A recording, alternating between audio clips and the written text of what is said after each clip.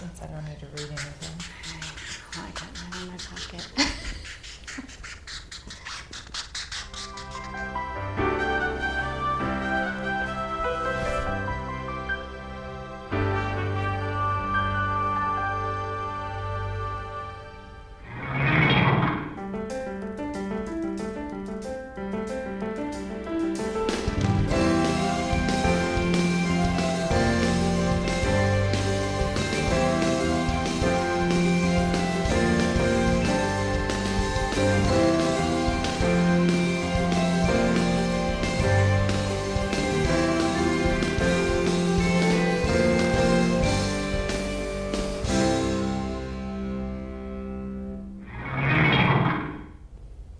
Hello and welcome to Positive Parenting. I'm Deanne Conrad, Community Relations Supervisor for the Sioux Falls School District. We thank you for joining us on Positive Parenting, which is a joint venture between the medical and child development professionals of Sanford Health and the education professionals of the Sioux Falls School District.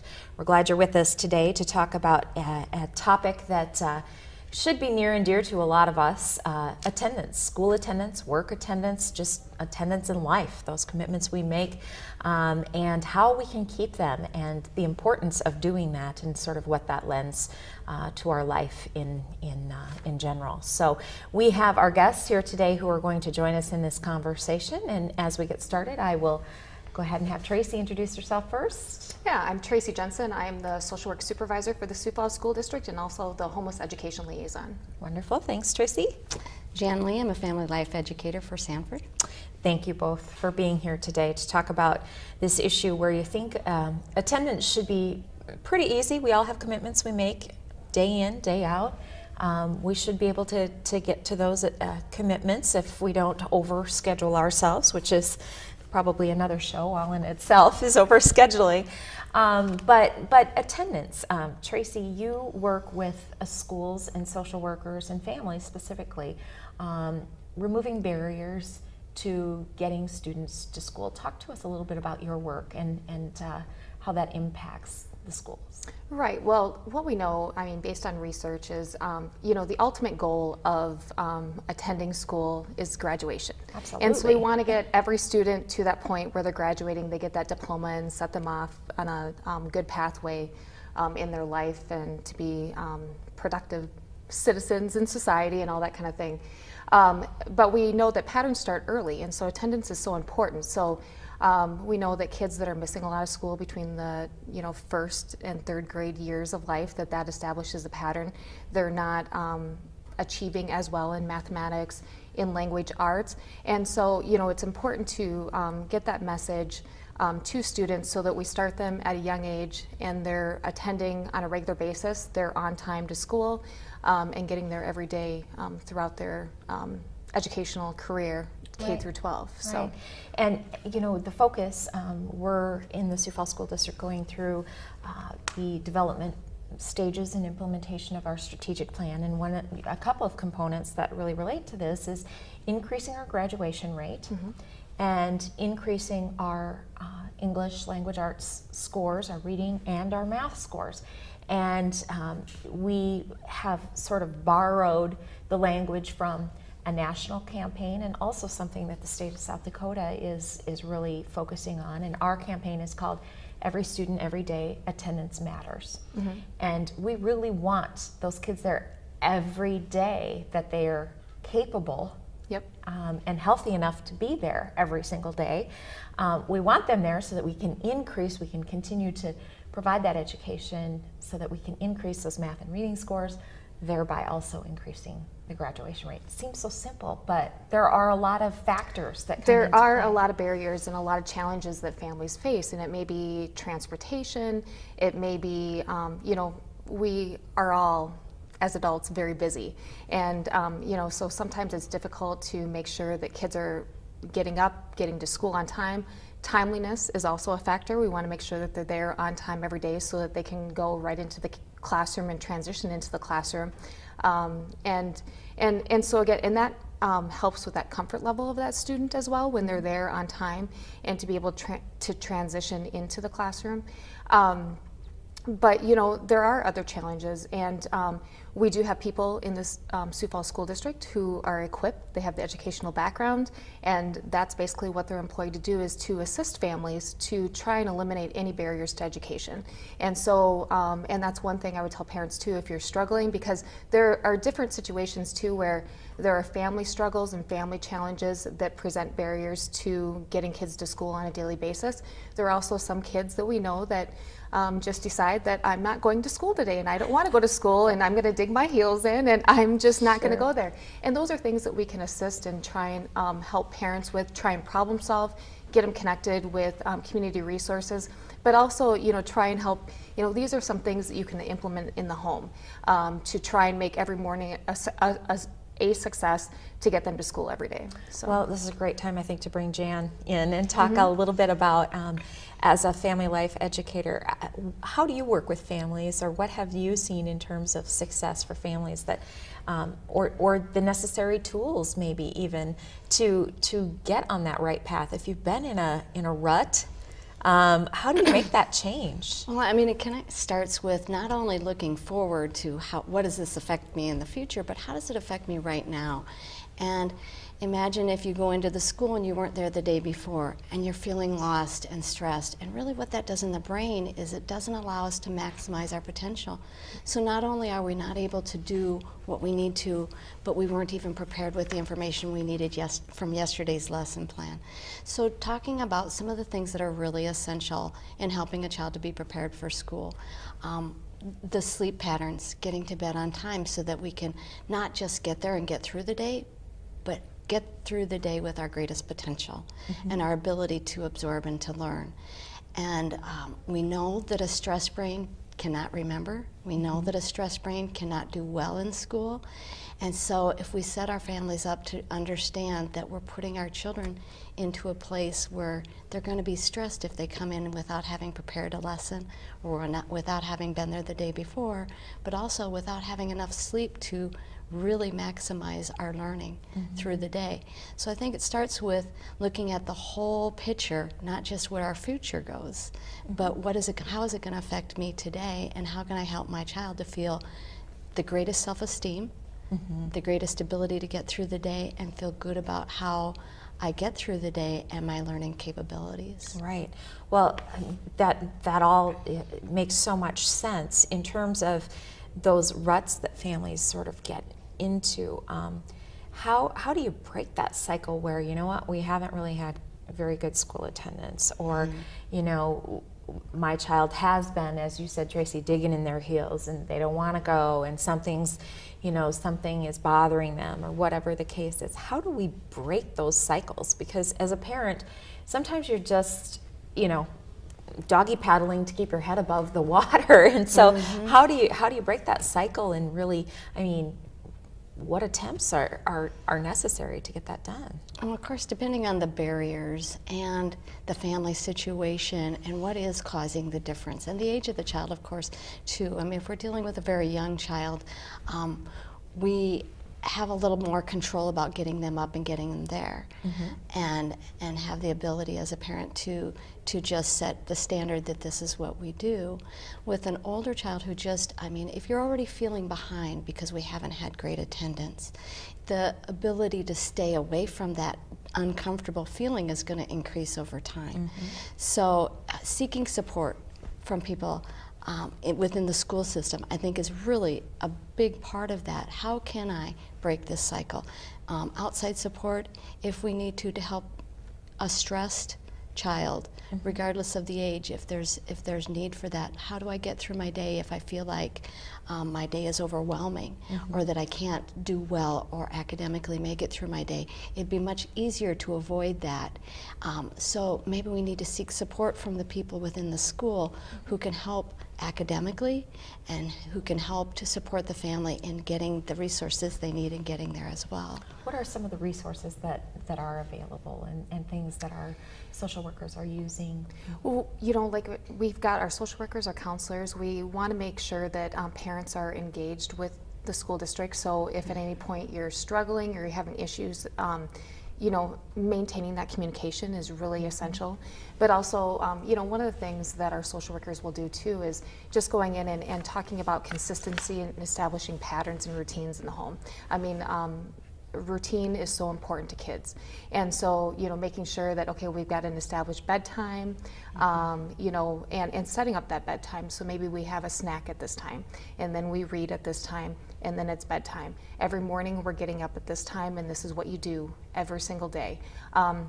The same thing, within schools, they have routines and they're establishing those routines, and kids seem to feel safer and more self-assured when they have those routines, and so I think that's really important. But again, like I said, reaching out, so if it's something, a transportation issue, maybe there's a food insecurity. Another thing is, brains need food to work and operate. And so breakfast in the morning is another part of that routine, and making sure we're getting breakfast, whether it be in the home or at the school. If we need to provide some other alternative, making sure you're connecting with the school. And again, I think that communication is so important, so we understand what's going on, and we as a school district, and every family situation is so unique.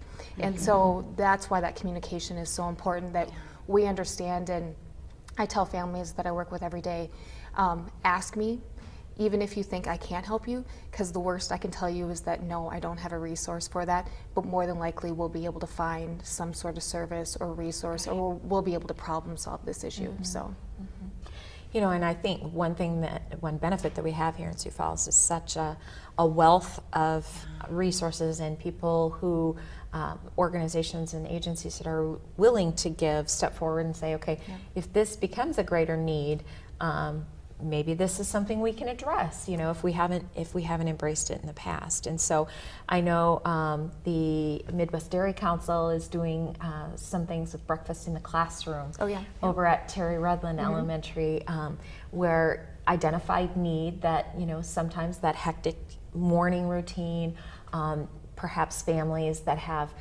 parents who are both working in the morning, and the children are often getting themselves, on the bus into school at the time, in the morning on time, and then, gosh, we have to think about breakfast too. And so Midwest Dairy Council has stepped up with a grant and said, hey, let's provide breakfast in the classroom so that students can have that fuel to start the day. And so, that's one of the things I think we're really blessed with is organizations that see a need step up and figure out how they can fulfill that need.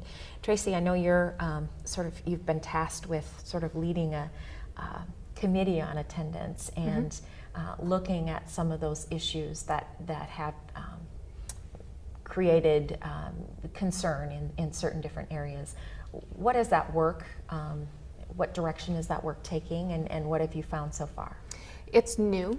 It's in its infant stage, and so we're looking at the cause of chronic absenteeism or irregular attendance, depending on how you want to define it. And we're looking at, kids who miss more than 10 days of school a year. There's a direct correlation, a direct connection as having a negative impact on their academic achievement.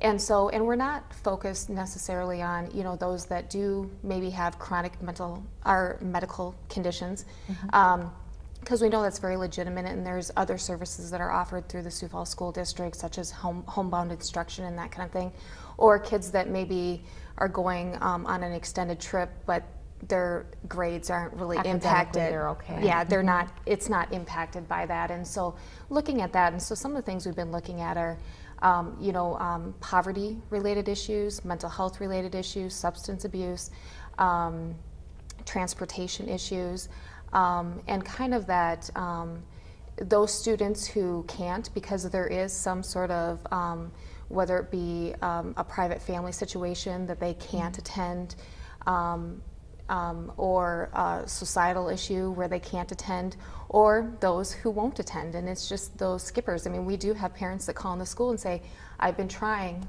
to get my kid to school, and they are basically telling me I'm not going.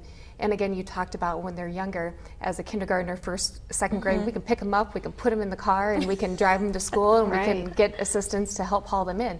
When they're, 11th or 12th graders, they're not as easy to pick up and put into the car. And so there's a difference there. And so looking at, too, the fact that we understand that there's probably not one type of intervention that is going to have an impact, but it needs to be multifaceted, and we need to come from several different areas to intervene. And so we're currently researching different evidence-based interventions to try and figure out, what will help impact student attendance, increase their academic achievement, and eventually, hopefully, increase graduation rates as well. So. Yeah.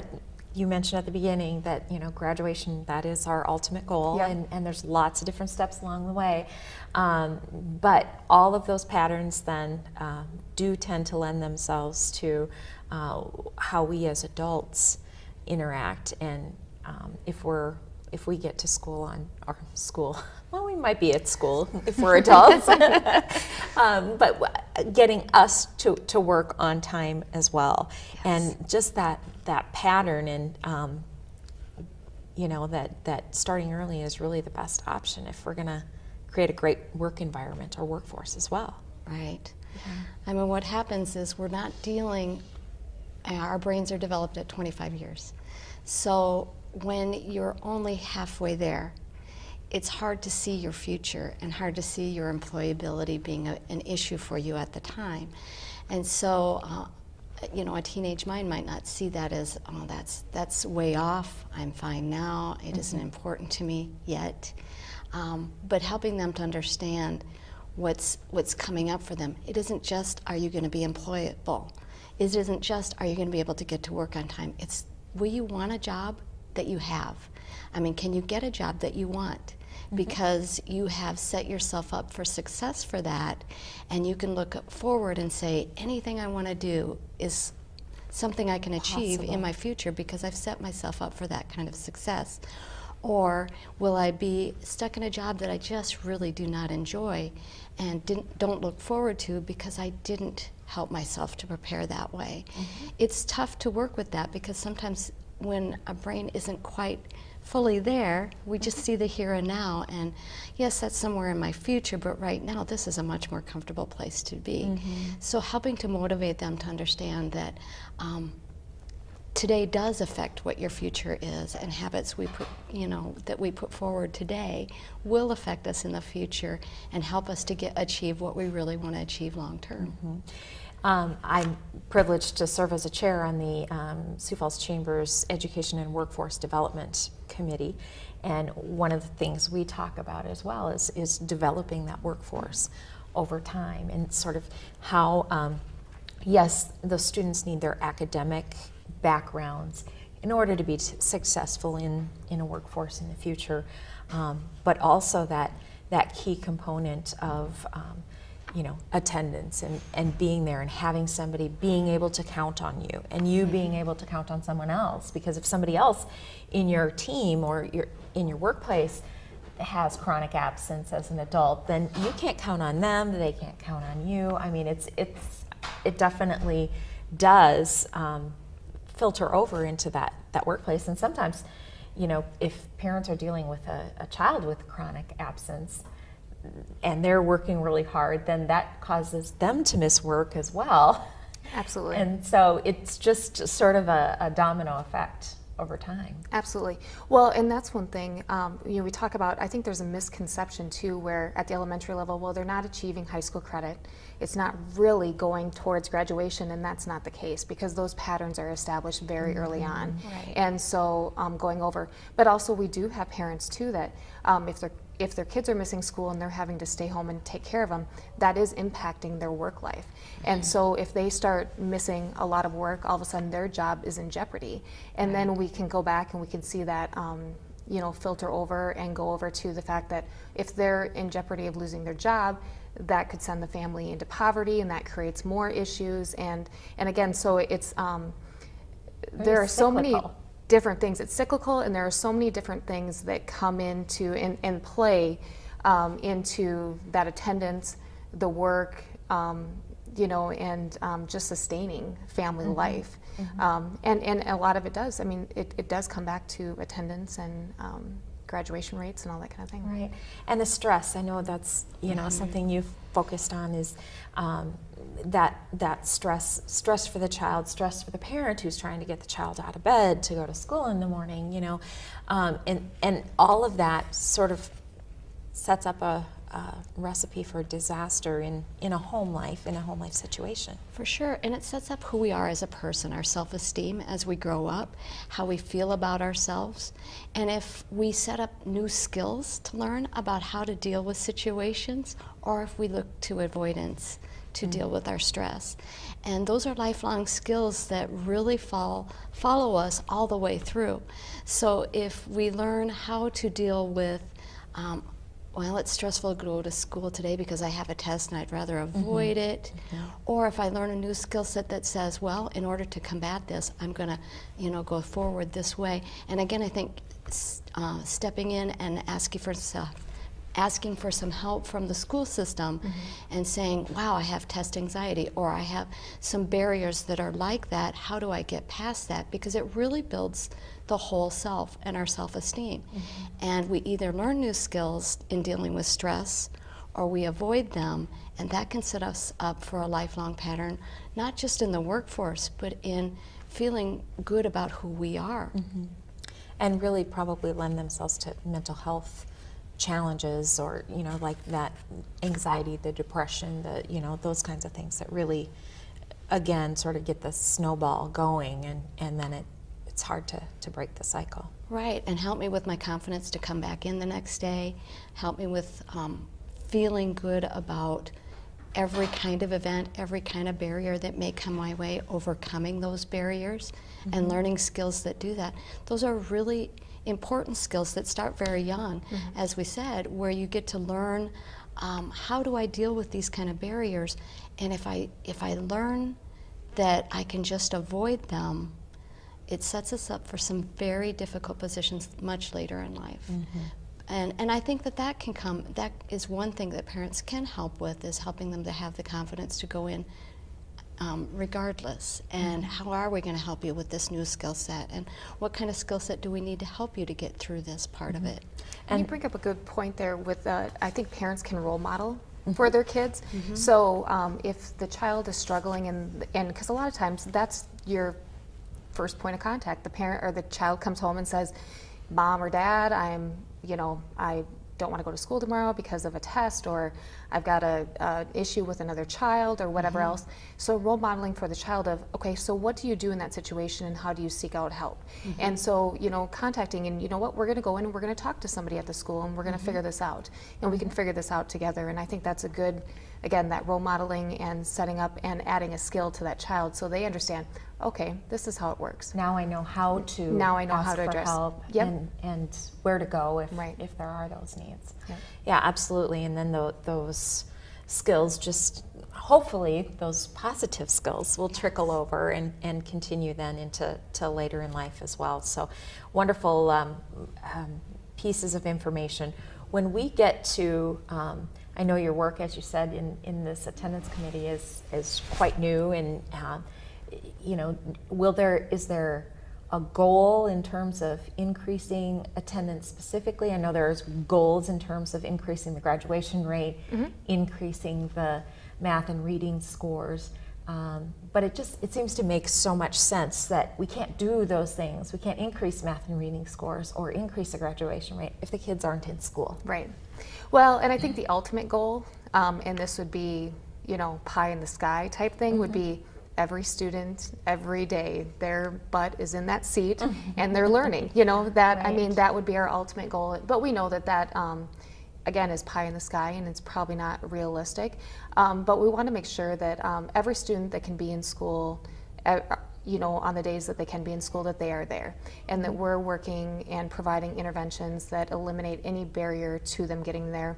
We're working with parents. We're trying to engage students and parents to make sure that, you know, kids want to be in school, and that the parents are really sending that message to their kids that education is important. I mean, they talk about even starting the conversation with your kindergarten and first graders about college.